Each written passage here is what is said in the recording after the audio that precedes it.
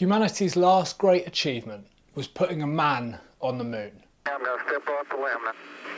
It's one small step for man, one giant leap for mankind. 3 weeks later, at Woodstock, the hippies took over. There's about 300,000 of you fuckers out there. I want you to start singing. And since then, we're all living in an age of technological stagnation. Instead of shooting for the stars, we've seen an enormous shift in focus, turning our gaze inwards towards feelings and brain chemistry at our own individual inland empires. Perhaps your initial reaction is to shake your head. Watching this video on your phone, laptop or smart TV, each of which has more computing technology than the entirety of the original moon mission. With this level of computerized technology, which was formerly the preserve of the world's leading superpower, now being available to almost every man, woman and child on Earth, how can I say that technological progress has stopped? I mean, how can you even compare the strides we're currently taking in AI development with the steps not being taken in the as yet uncured Alzheimer's or cancer? Well, to make sense of this shift in focus from technological progress, we'll have to take a slightly wider view. So, hold on to your DeLorean.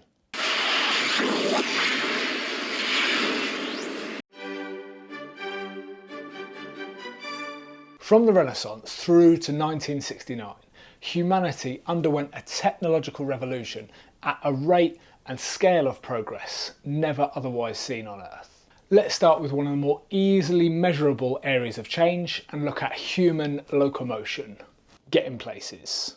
Pre-1500, if you wanted to get somewhere, you had to strap on your boots and walk, unless you were rich. In which case, you could saddle up your steed and make use of your one single horsepower. People did travel, people have always travelled a lot, but that travel took a long time. For example, to make the 400-mile trip from Glasgow to London, if you were rich and the weather was good, might take 6 to 12 days by horse. But if you were poor, a brisk walking pace might average you 15 to 20 miles a day, meaning a journey of 3 or 4 weeks.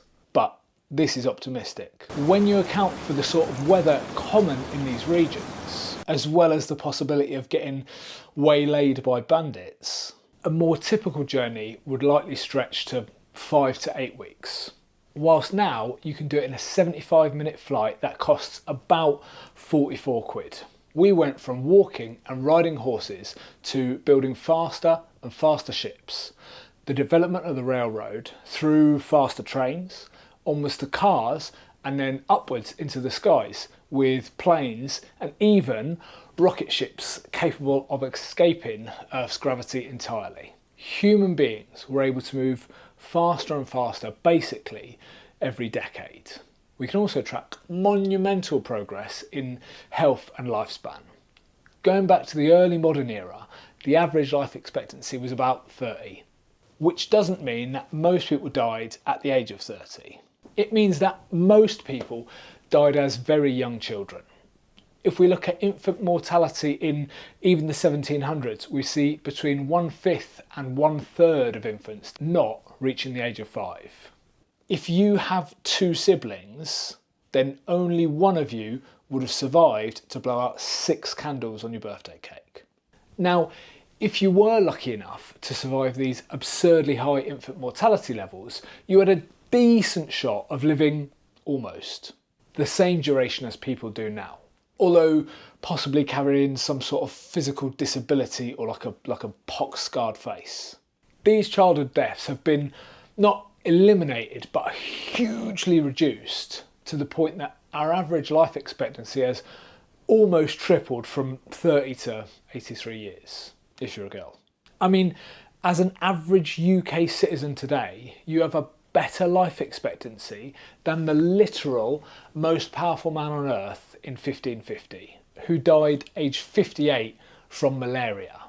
A death which today can be prevented by a tablet which costs about 24 pence. So we see almost every generation lived longer than the ones preceding them. We see similarly ridiculous strides taken in the improvements economically.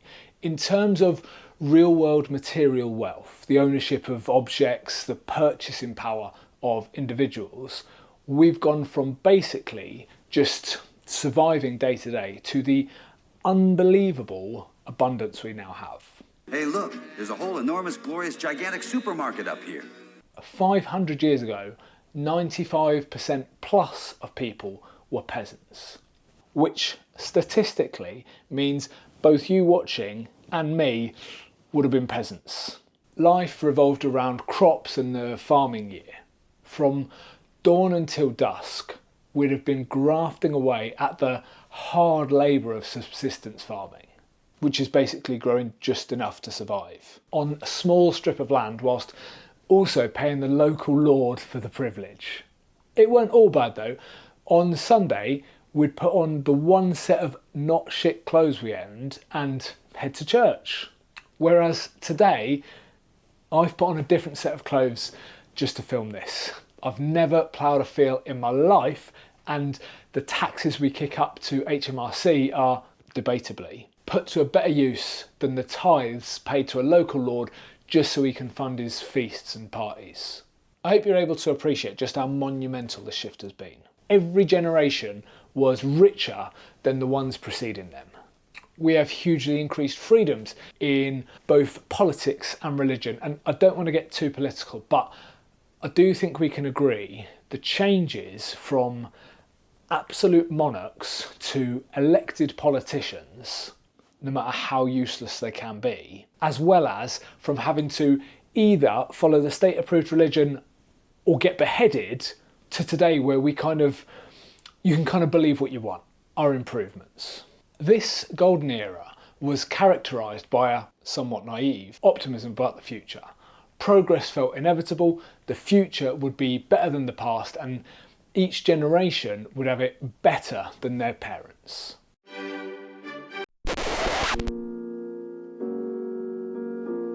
So I teased at the start that the moon landing was the last great achievement, but what if even this grand event was simply the result of momentum? The last death rattle of a stumbling corpse that hasn't quite realised he's dead? What if the actual turning point that's led to all this technological stagnation happened at precisely 0529 Mountain War time on July 16th, 1945?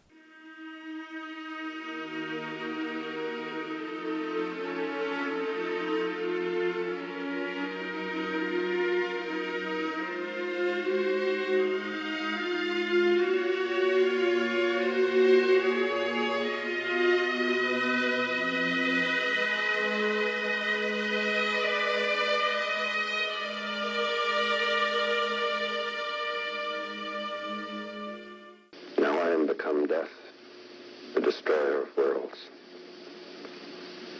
He wasn't wrong. The skyline was beautiful on fire.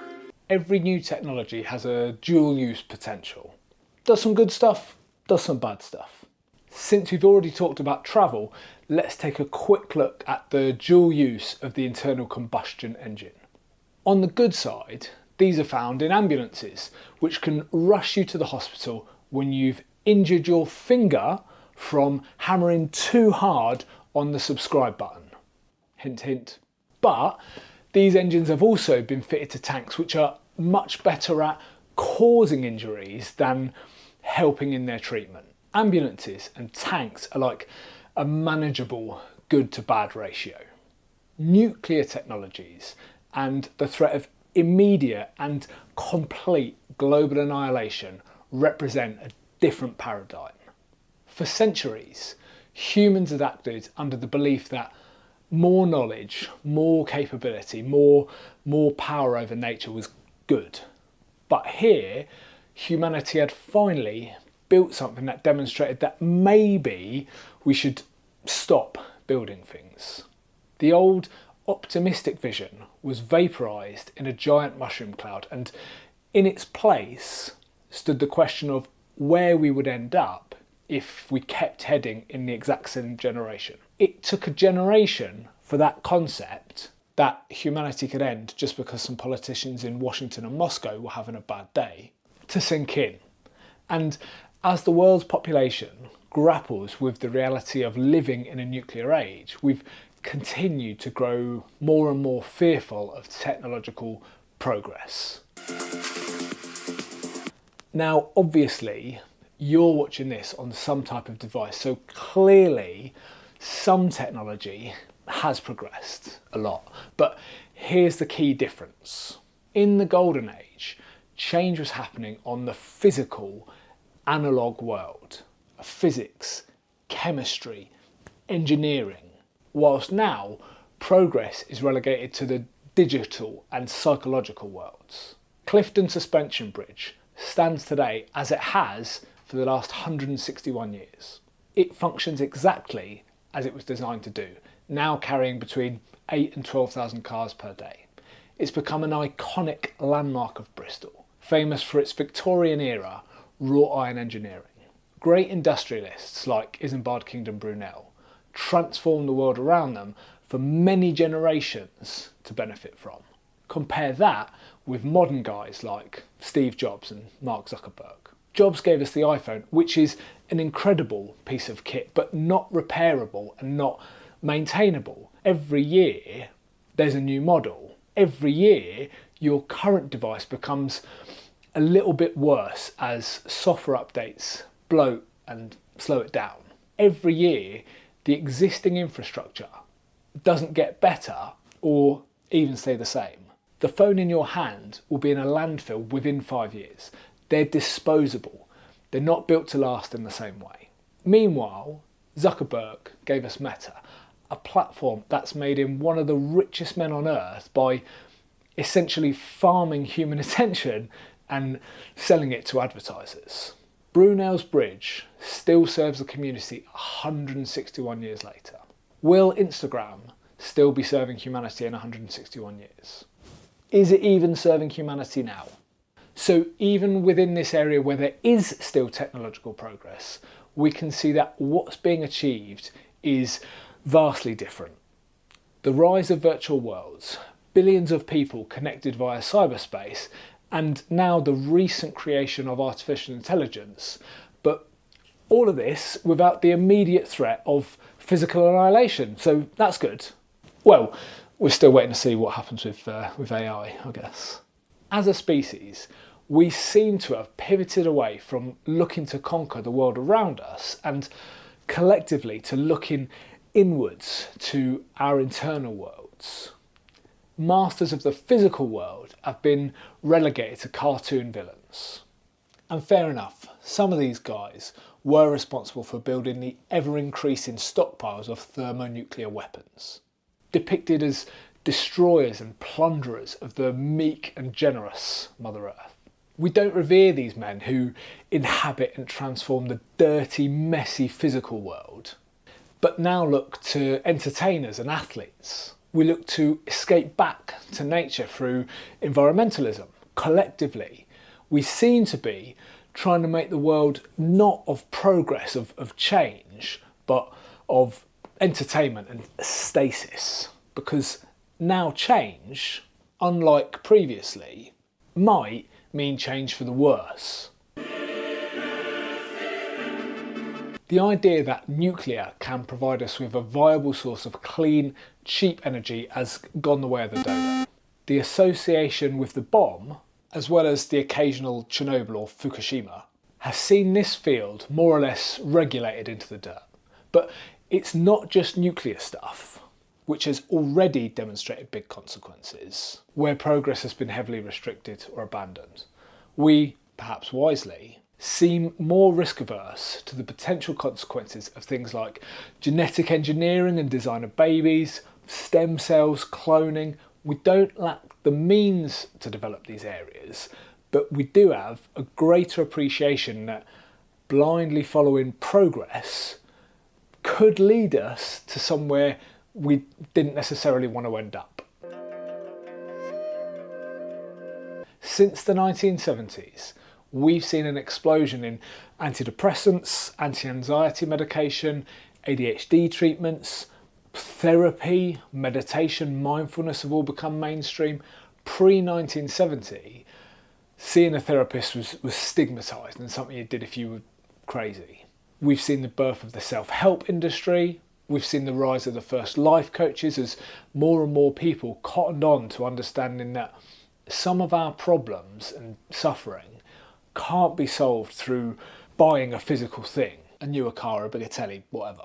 But that there's people who can improve our individual thoughts and perceptions of the world, and this can help us individually live more meaningful and fulfilled lives. The 70s was also the birth decade of the then niche and tiny video game industry. And today, millions of guys collectively spend billions of hours in virtual worlds. Games provide clear objectives, visible progress and achievable goals. Contrast that with the real world, where you can do everything right, get the degree, get the job, get the girl, and yet still feel like you're stuck, like you're going nowhere. But I suppose it's obvious that the real world is less gamified than literal games, which you could argue aren't the best use of time. I wonder if this same goal-driven psychology of guys which tracks the video game route is also a factor in the probably more beneficial rise of fitness and physical culture,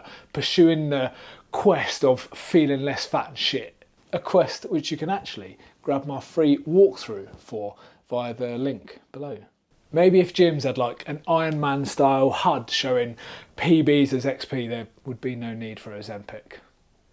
Anyway, humans are a social species, and our psychological wiring means we compare and calibrate ourselves with those around us. But with such easy access to compare ourselves far beyond our day-to-day reality, plus given the curated nature of social media, where for 500 quid you can hire a Lambo and a photographer for the day, and this can make someone appear far richer than they actually are, our sense of what's real gets warped. We're supposedly more connected than ever, but billions of eyes glued to screens somehow makes people feel more alone, and yet we can't seem to stop. It's almost like these platforms aren't designed to make us happy. It's almost like these platforms are designed to keep us engaged. Let's revisit the metrics we used for the golden age to see how the material world really has stagnated. Unlike some sci-fi predictions, there's no warp speed, there's no teleportation, there's no jetpacks. In fact, we've seen declines in our travel speed. Since Concorde was canned in 2003, the fastest way across the Atlantic today is slower than it was in the 90s. For the first time in 500 years, we've actually gone backwards. We still don't have a cure for Alzheimer's, despite decades of research. Cancer survival rates have improved, but this has been happening incrementally and not exponentially.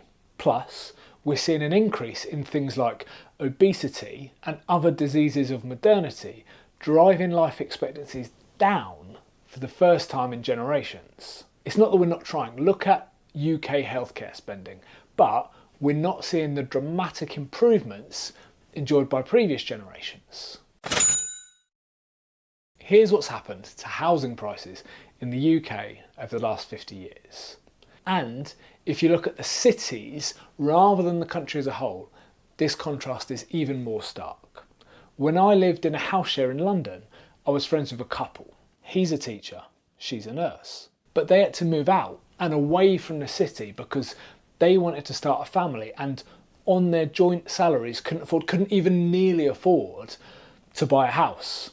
It's not muck jobs that I'm talking about here. These are professional careers. London has a population of about 9 million people. Teachers and nurses seem pretty essential to the healthcare and education of those 9 million people, right? This issue is more than simply an increase in the price of a product, with the product here being a house. The relative increase in the cost of life's essentials, alongside a lack of a similar increase in salaries, results in what is effectively a collapse in wages. For the first time in a long time, we have a generation that is financially less able to buy the shit you need, at least without mortgage repayments that keep you up all night every night. Look, we don't live only in the physical world. We, each of us, live in our own head as well. We're more aware of mental health. We're more accepting of different identities, more conscious of our impact on each other. But at what cost? We're not travelling at warp speed. We're not going to live to see our 200th birthday. I mean, I will. I eat my vegetables and me and him have a deal. And our technology appears to be exploiting us rather than enriching us. But before we get too carried away with the hand-wringing, there hasn't been a large-scale land war in Europe since World War II, so there is that. This stagnation isn't inherently bad, just because things have slipped back a bit. And look, not always slipped back even, more like aren't improving everywhere at the relentless pace they have been until recently. Doesn't mean things are bad. We don't call June 7th the start of winter, do we? The high point of lengthening summer days have peaked, and we've begun the slow decline in daylight hours towards the dark and cold depths of winter.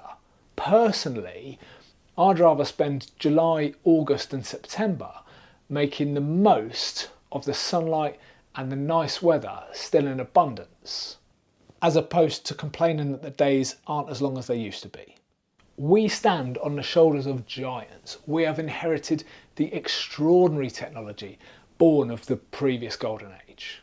Objectively, if you're watching this on your smartphone, whilst sat on one of your multiple pieces of furniture in one of the multiple rooms in your house, you're doing better than a huge number of people who've walked the earth. So, if you can unplug a bit from the comparison trap, we've got it pretty great.